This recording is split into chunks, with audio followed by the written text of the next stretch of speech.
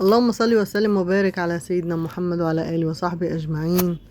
يا صباح الفل والورد والياسمين على أحلى صحبة وأحلى اخوات حلوين. خلاص يا جماعة، رمضان على الأبواب وكل سنة وانتم طيبين. ربنا إن شاء الله يبلغنا رمضان لا فاقدين ولا مفقودين. زي ما انتم شايفين التشكيلة الحلوة اللي على الصينية دي، أول حاجة هنبدأ بيها ايه؟ البصل. ياخد له بس غلوة كده على النار، غلوة واحدة بس. هنحطه في مية بتغلي فيها معلقتين كبار ملح، ونسيبه يغلي غلوة واحدة بس ونطفي عليه بالشكل ده.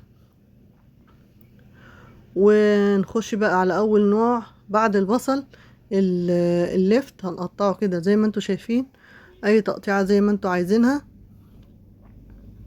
بقطعها بقى او بالسكينة المتاح عندك. واي نوع خضار موجود عندك ينفع تحطيه. لو موجود قرنبيط عندك برضو يبقى جميل جدا مع المخلل ده. هنقطع الخضار كله زي ما انتوا شايفين كده. الخيار لازم تقطعيه يكون محمل شوية، علشان الخيار بيستوي بسرعة. لو قطعتيه رفيع هيتهري معاكي، فتخليه القطعة تبقى محملة كده، بحيث لما الخضار كله يستوي هيكون استوى في سواهم بالحجم اللي انتوا شايفينه ده، ما يتهريش. زي ما انتوا شايفين كده انا بقطع تقطيعات تكون مليانة شوية بالشكل ده. وانا برضو حاطه ليمون، يعني في برطمان حاطه فيه ليمون وفي برطمان مش حاطه فيه ليمون، عشان في ايه؟ في حد عندي ما بياكلش الليمون وكده. هنقطع برضو الفلفل كده قطع صغيره زي ما انت عايزه، ممكن تحطيه سليم زي ما بتحب برضو. عقبال ما ايه مقطع الفلفل كده اقول لكم على الليمون. انا الليمون سلقته 3/4 سلق كده، بحيث ان هو لمدة ال10 ايام اللي هم قبل رمضان دول يكون الليمون استوى وبقى حلو مع الخضار، يستوي في سوى الخضار اللي هو محطوط معاه بالشكل ده. قطعنا الخضار كله، هنروح بقى نقشر البصل بعد ما برد زي ما انتوا شايفين كده. هنقشره كله وننضفه، ما نخليش فيه اي حاجة بالشكل ده. وطبعا يعني البصل الابيض حلو جدا في التخليل. انا بعد ما قطعت الخضار كله كده خرطته كله، انا طبعا غسلاه قبل ما اقطعه، بس انا بحب اشطفه تاني بعد التقطيع، شطفة بسيطة كده، وبسيبه يتصفى. وعقبال ما نشطف الخضار هنكون ضربنا ايه الفلفل كده في الخلاط.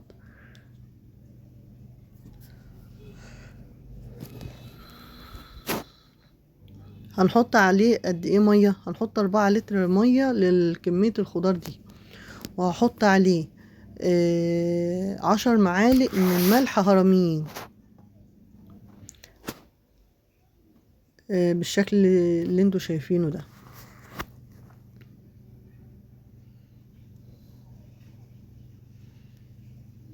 هنقلبه بقى كويس. بعد كده هننزل بكوباية من الخل، مج اللي هو بتاع الشاي العادي بتاعنا ده، وكوباية ليمون وكوباية زيت.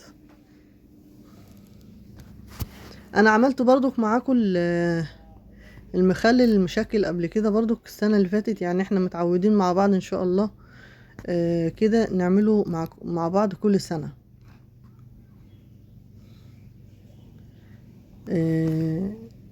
بالطريقة دي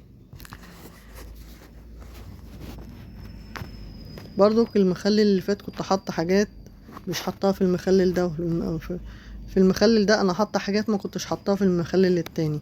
وممكن تخللي كل حاجة لوحديها بنفس الخلطة دي، يعني تخللي الجزر او اي حاجة عايزة تخللي كل حاجة لوحديها بنفس الخلطة دي بالظبط.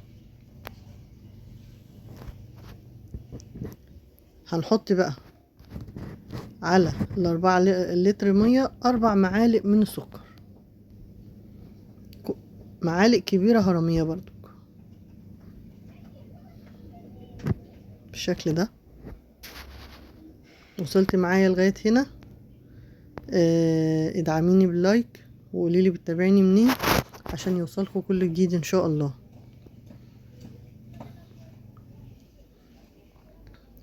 هنعبي بقى كده المخلل بتاعنا او الخضار بتاعنا في البرطمانات، والبرطمانات طبعا تكون مغسولة كويس جدا ومتعقمة بمية سخنة مغلية ومتنشفة عشان ما يوصلش المخلل بتاعنا اي بكتيريا. ال4 رتل من المية كفوا البرطمانين بالظبط بالشكل ده، وتمسحيه كويس جدا. وبألف هنا وشفا يا رب، وكل سنة وانتم طيبين، وربنا ان شاء الله يبلغنا رمضان على خير. وبألف هنا وشفا، ومع السلامة.